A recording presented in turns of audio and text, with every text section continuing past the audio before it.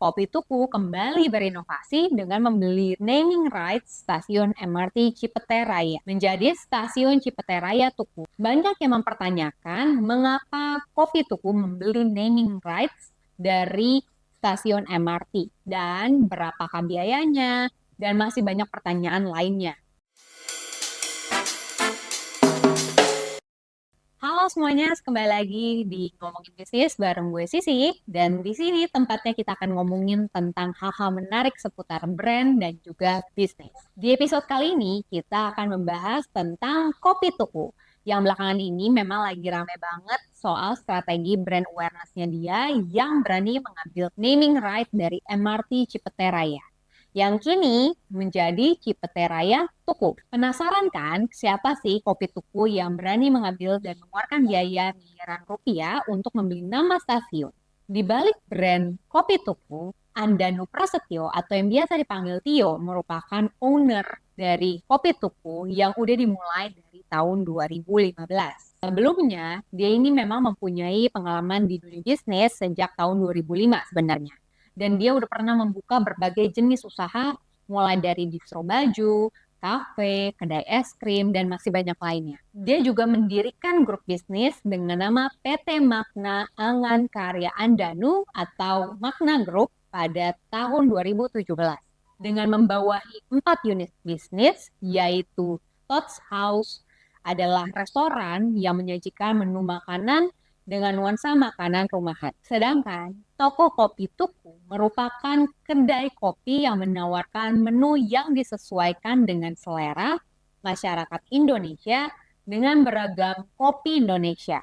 Dengan perusahaan roastery yang tidak hanya memasukkan kopi untuk toko Kopi Tuku, tapi juga berperan sebagai pengecer kopi dan melayani dan menyediakan layanan konsultasi untuk bisnis kopi lainnya. Selanjutnya ada Futago adalah restoran yang menyajikan menu fusion food dengan perpaduan cita rasa Jepang dan Indonesia.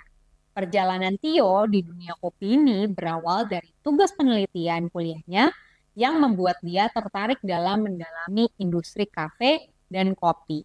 Dia kemudian menganalisa kebiasaan konsumsi masyarakat dengan perbandingan saat dia tinggal di luar negeri dan Yogyakarta. Dan dia juga menemukan suatu fakta bahwa konsumsi di Indonesia, terutama kopi lokal, masih sangat minim. Karena itu, dia akhirnya memiliki ide untuk membuka gerai Kopi Tuku yang diangkat oleh biji lokal Indonesia pada tahun 2015 itu, dan dia membuka gerai pertamanya Kopi Tuku di Cipete, Jakarta. Pada awalnya, Tio sebagai owner dari Kopi Tuku ini cuma menargetkan penjualan sebanyak 360 kopi per harinya. Tapi Kopi Tuku mengalami perkembangan yang sangat pesat dalam 8 tahun perjalanannya. Di tahun 2025 ini, Kopi Tuku memiliki 60 gerai di berbagai kota besar di Indonesia seperti Jakarta, Surabaya, Malang, dan Andanu Prasetyo memiliki rencana untuk semakin mengembangkan bisnisnya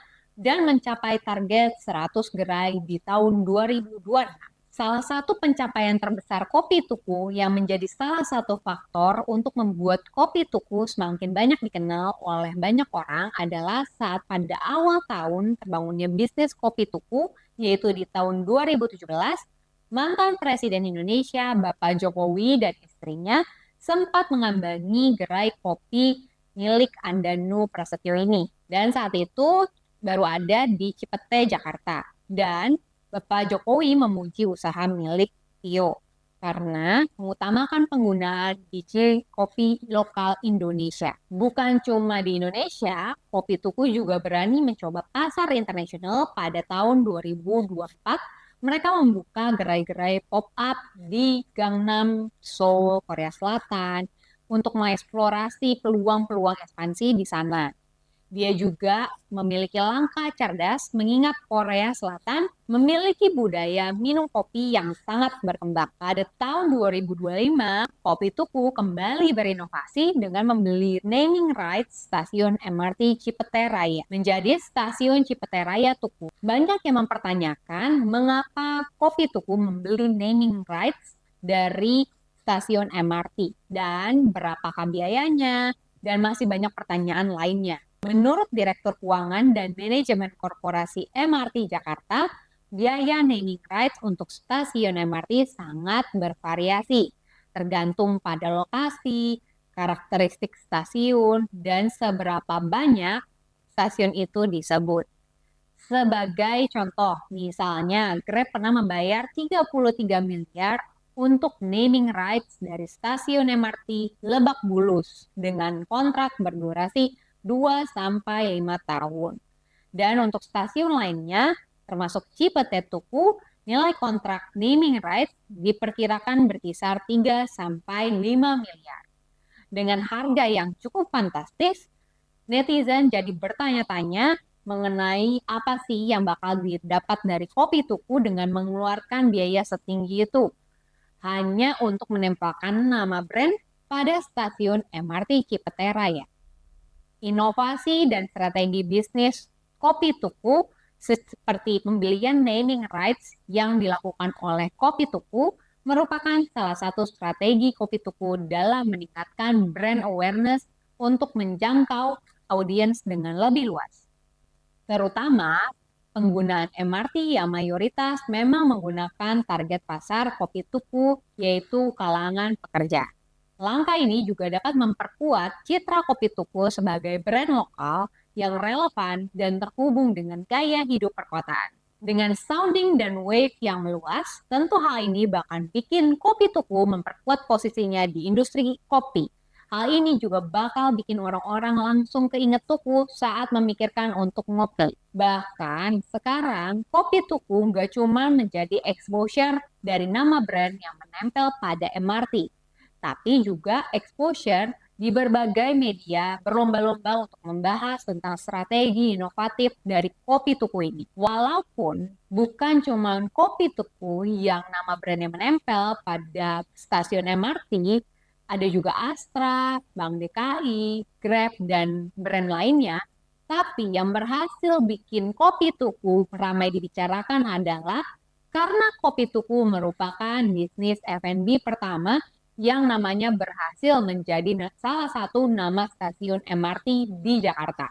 Seperti mengukir sejarah naming rights yang dibeli oleh Kopi Tuku di stasiun MRT Cipete Raya, di mana Cipete ini adalah gerai pertama Kopi Tuku berdiri. Jadi pembelian nama naming rights ini juga dilakukan oleh Kopi Tuku bukan cuma sekedar strategi bisnis, tapi juga ada nilai filosofisnya juga. Strategi ini adalah langkah untuk memperkuat brand positioning dari Kopi Tuku agar bisa jadi leading market di industri kopi di Indonesia. Teman-teman tahu nggak sih kalau dari pembelian naming rights MRT, Kopi Tuku ini memang punya strategi yang oke banget dalam menjalankan bisnisnya.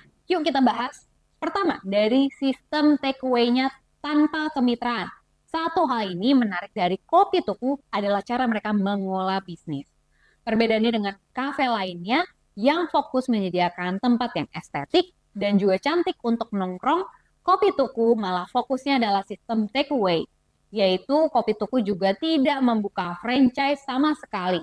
Karena menurut Tio, dia belum memiliki sistem yang cukup baik untuk menjamin bahwa nilai-nilai yang telah dibangun oleh Kopi Tuku bisa diteruskan dengan baik dengan membuka outlet secara langsung. Tio bisa memastikan dari setiap prosesnya dan pengalaman pelanggan tetap konsisten di setiap gerai. Hingga saat ini, di setiap gerai Kopi Tuku bisa menjual 830 cup per harinya, dengan total mencapai 50.000 cup per hari di seluruh jaringan gerai Kopi Tuku.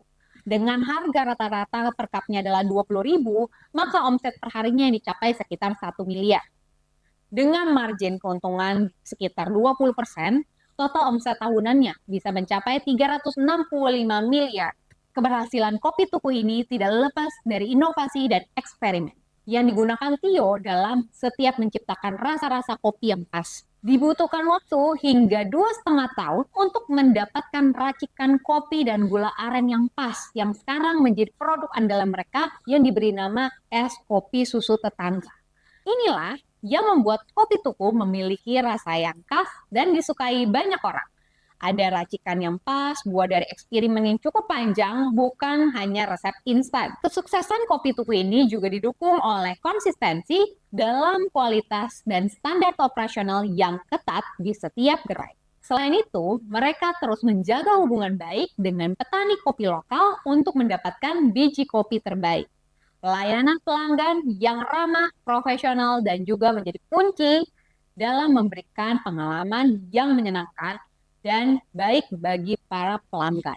Selanjutnya, ada brand persona yang sederhana dan terasa dekat dengan pelanggan. Penamaan dari kopi tuku ini memiliki background yang sangat sederhana, yaitu nama kopi tuku yang berasal dari bahasa Jawa yang memiliki arti beli kopi. Kopi tuku membangun brandnya dengan persona yang kedekatan, yang sederhana, namun terasa sangat dekat dengan pelanggan. Brand ini berhasil menciptakan hubungan emosional dengan para penikmat kopi melalui branding yang membangun kedekatan yang menjadi para pelanggan mereka yang loyal dan disebut dengan tetangga.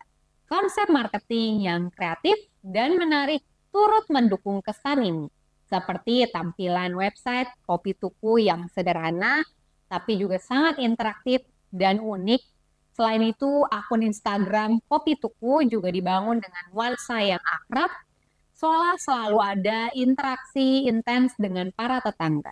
Pendekatan yang dilakukan kopi tuku ini berhasil memberikan pengalaman yang menyenangkan dan membangun keterikatan yang kuat dengan brand dan pelanggannya. Nah, udah panjang banget ya pembahasan kita tentang kopi tuku ini, tapi semoga ini bisa jadi insight buat kalian supaya ketika kalian membangun brand, kalian benar-benar pikirin dari filosofisnya, marketingnya, strateginya, menjaga kualitas dari merek kalian.